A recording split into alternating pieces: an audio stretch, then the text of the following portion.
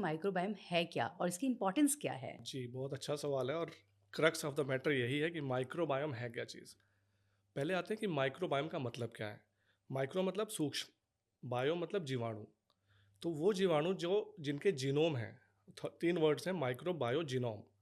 तो एक्चुअल में जो आज का जो मेडिकल साइंस है, उसकी सारी जो दवाइयाँ चल रही हैं, वो आपके जीन्स, आपके लाइफ़स्टाइल पे चल रही हैं कि आपकी बीमारियाँ क्या हैं। तो वो ह्यूमन जीन्स के पीछे पड़े हुए हैं। कहते हैं ना कि आपके जीन्स में है, हुँ, सब हुँ, लोग हुँ। कहते हैं। हुँ, हुँ। ये जो साइंस जो फ्लिप करता है इस सिस्टम, ये है माइक्रोबायोम। मतलब माइक्रोबायोम के जीन्स पे सब कुछ डिपेंड करता है, माइक्रोब्स के जीन्स पे डिपेंड करता है। तो सबसे पहले तो ये सूक्ष्म जीवाणु हैं। तो मैं आज जो ये मैसेज लेकर आया हूँ आपके चैनल के थ्रू, ये सिंपल मैसेज है, ये हमारा भारत का साइंस रहा है, जो हम भूल चुके हैं, जिसको मॉडर्न साइंस आज माइक्रोबायोम के नाम से जाना जा रहा है। अब हुआ क्या है कि हमें लगता है कि जैसे जीन्स की मैंने बात की अभी, कि हम ह्यूमन जीन्स की बात करते हैं। अगर मैं आपसे कहूँ कि आप सिर्फ 1% ह्यूमन हैं, 99% आप माइक्रोब्स हैं। आपके शरीर में सिर्फ 1% जो जीन्स हैं वो ह्यूमन जीन्स हैं। जो ह्यूमन जीन्स की संख्या है वो सिर्फ 20 से 22,000 है। इनकी संख्या जो माइक्रोब्स आपके अंदर हैं उनकी संख्या 20 लाख से भी ज़्यादा है। सो 1:100 का रेशो है। So basically you are not even 1% human in terms of genes. अब आते हैं इनके नंबर पे। इनकी संख्या हमारे पूरे शरीर में 100 खरब तक है। 100 ट्रिलियन, सो 100 के बाद 12 जीरो, 100 खरब की संख्या है। इस प्रकृति में, इस नेचर में कुदरत ने, भगवान ने, ईश्वर ने, जिसका भी आप जिसको मानते हैं, इस शरीर को ऐसे ही नहीं बनाया है। शरीर को भगवान ने बड़े मेहनत से, बड़ा सोच समझ के बनाया है। और ये शरीर इवोल्यूशन के थ्रू यहाँ तक पहुँचा है। लाखों साल का इवोल्यूशन है। तो ये जो हम सोचते हैं कि हमारे शरीर में कुछ खराबी है, जो हमारा गड़बड़ है, इसको दिमाग से निकालना होगा पहली बात। क्योंकि ये शरीर जैसा बना है, परफेक्ट बना है। इससे बढ़िया कोई चीज़ दुनिया में नहीं है, ना बनी है अभी तक। नासा वगैरह का, वेस्टर्न वर्ल्ड का एक रिपोर्ट है कि अगर हम इस शरीर को बनाने पे आएँ, तो ट्रिलियन डॉलर से ज़्यादा खर्चा होगा। Trillion dollar. प्रॉब्लम क्या है, जो ये माइक्रोब्स हैं, 100 खरब की संख्या, ये आपका सब कुछ मैनेज कर रहे हैं। आपका बॉडी का जो भी केमिकल प्रोसेस चल रहा है। आपका सवाल ये होना चाहिए कि अगर 20,000 जीन्स हैं, तो बॉडी में इतना कॉम्प्लेक्स जो हुँ। बायोकेमिकल रिएक्शन होता है, जो हार्मोन्स बनते हैं, वाइटमिन्स निकल रहा है, मिनरल्स हो रहे हैं, सब कुछ प्रोसेस करके हम बॉडी चला रहा है। हुँ। तो 20,000 जीन्स से कैसे चला रहा है? क्योंकि 20 लाख के जीन्स वो चला रहे हैं बेसिकली। तो ये समझने की कोशिश है कि जो चला रहा है आपका शरीर, वो माइक्रोब्स चला रहे हैं। आपके बॉडी के अंदर सेल्स होते हैं, जो यूनिसेलुलर, जिससे हमारी शुरुआत ही वहीं से होती है। हुँ। हमारा ह्यूमन शरीर की शुरुआत एक स्पर्म और एक एग के फॉर्मेशन से होता है। We become a unicellular organism, वहाँ से शुरू होता है। यही ये यूनिसेलुलर ऑर्गेनिजम्स हैं जो बढ़ के आज हमारे अंदर 100 ट्रिलियन हो गए हैं, सेल्स 40 ट्रिलियन के करीब। सो बेसिक क्या है कि ये जो माइक्रोब्स डैमेज होता है ना, तो ये माइक्रोबायोम डैमेज होने से बीमारियां आपकी शुरू होती हैं। कैसे शुरू होती हैं अभी हम आपको बताते हैं। अब जो आपने कहा कि मैं ऐसे ही, मैंने बोल दिया कि सनातन में क्या है, कि भाई आप कैसे बोल रहे हो कि भाई ये पुराना साइंस है और माइक्रोबायोम नया साइंस है, और सनातन को पता था। जो हमारे पूर्वज थे, हमारे पूर्वज नंगे पैर चलते थे। नंगे पैर चल रहे हैं, धरती से कनेक्ट हो रहे हैं, हुँ। ग्राउंडिंग हो रहा है, उसकी भी बात करेंगे। हुँ। माइक्रोब सीधा एक्सचेंज होता है उससे। हुँ। हम नेचर में रह रहे हैं, जल के साथ, नदी में नहाने जाते थे, कीचड़ में रहते थे, उसमें सब माइक्रोब्स हैं, उसमें एक्सचेंज हो रहा है। अब आप कहेंगे इतना जल्दी कैसे एक्सचेंज हो गया? हमारा शरीर जो है, सिंगल सेल एपिथेलियल सेल बोलते हैं उसको।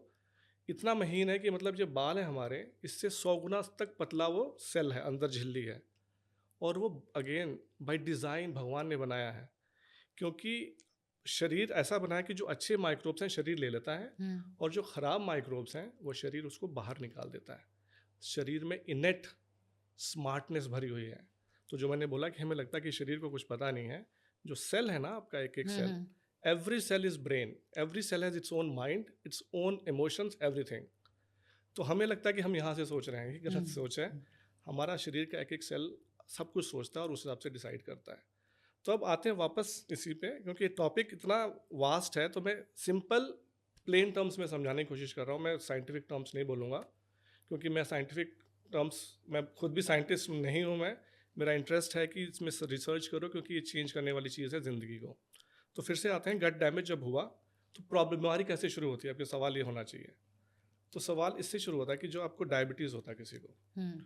तो बेसिकली आपको ग्लूकोज कहते हैं, ग्लूकोज लेवल हाई हो गया। पर ग्लूकोज लेवल हाई क्यों हुआ, इसकी बात कोई नहीं करता है। यहाँ पे आता है गट माइक्रोब। जो आपका गट डैमेज होगा तो आपके खून में ये डैमेज जो अनडाइजेस्टेड पार्टिकल्स हैं प्लस हैवी मेटल्स हैं, ये आपके खून में जाने लग जाते हैं। तो ये आपके शरीर में इन्फ्लेमेशन पैदा करते हैं। उससे ये जो माइक्रोबायोम की कमी से ही ये शुरू होता है। अब वो जो इंसुलिन जो होता है ना, वो जो खून में आपके ग्लूकोज दौड़ रहा है उसको निकाल के सेल में डालता है, जो अभी हमने बात की। तो इसलिए जब आपका ब्लड टेस्ट होता है तो उसमें ग्लूकोज लेवल हाई आता है।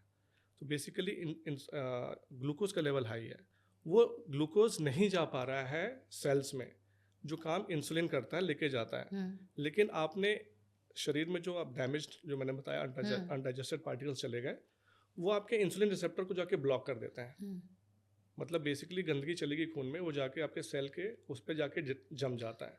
तो इससे इंसुलिन खोल नहीं पाता है उसको। इंसुलिन बेसिकली चाबी है जो ग्लूकोज को अंदर घुसाता है। तो अब आप क्या करते हैं, डॉक्टर क्या करते हैं, इंसुलिन ज़्यादा देने लग जाते हैं। तो बेसिकली इंसुलिन की प्रॉब्लम नहीं है, ग्लूकोज की प्रॉब्लम नहीं है। इंसुलिन वो है जो रिसेप्टर, जो चाबी खराब हो गई है, तो और चाबी आप डालने से वो ठीक नहीं हो जाएगा। आपको जो ताला खराब हुआ है उसको ठीक करना पड़ेगा। तो यहाँ से प्रॉब्लम शुरू होती है। सर उसे ठीक कैसे करें? तो ठीक उस पर आते हैं अभी, क्योंकि ये टॉपिक ऐसा है ना कि, तो अब होता क्या है कि इस सब बीमारियाँ इसी तरह से शुरू होती हैं। लेकिन फिर से आते हैं माइक्रोब्स का डेफिनेशन पे। तो बेसिकली उनका जो संख्या इतनी ज़्यादा है, 100 खरब के आसपास है। अभी फिर से आते हैं कि गट लाइनिंग जो हम बात कर रहे थे, जो अनडाइजेस्टेड फूड पार्टिकल्स या हैवी मेटल्स जाते हैं, तो वो जाते क्यों हैं? क्योंकि हम आजकल अनप्रोसेस्ड फूड खाने लग गए हैं, बाहर का खाना खा रहे हैं, केमिकल वाला खाना खा रहे हैं, अल्ट्रा प्रोसेस्ड फूड खा रहे हैं। तो वो जो गट लाइनिंग है उससे वो डैमेज हो रहा है, क्योंकि वो हार्श चीज़ें हैं बॉडी के लिए। हमारे स्वाद के लिए तो अच्छा है। डोपामीन कंपनियों ने बना दिया, डोपामीन आपकी ब्रेन का हैक कर लिया उन्होंने। क्योंकि खाते हैं तो डोपामीन रिलीज हो रहा है, आपको अच्छा लग रहा है। लेकिन जो आपका बॉडी बना, जो मैंने बोला सिंगल सेल, वो उसके लिए नहीं बना है। तो वो जाके डैमेज करता है, उसको बोलते हैं लीकी गट। बेसिकली आपके ना सेल्स ऐसे जुड़े होते हैं, उसको टाइट जंक्शंस बोलते हैं। वो टूट जाता है और उसमें से ये अनडाइजेस्टेड फूड पार्टिकल्स जो हैं, हैवी मेटल्स, ये आपके ब्लड स्ट्रीम में चले जाते हैं और वहाँ से आपकी बीमारी शुरू हो जाती है।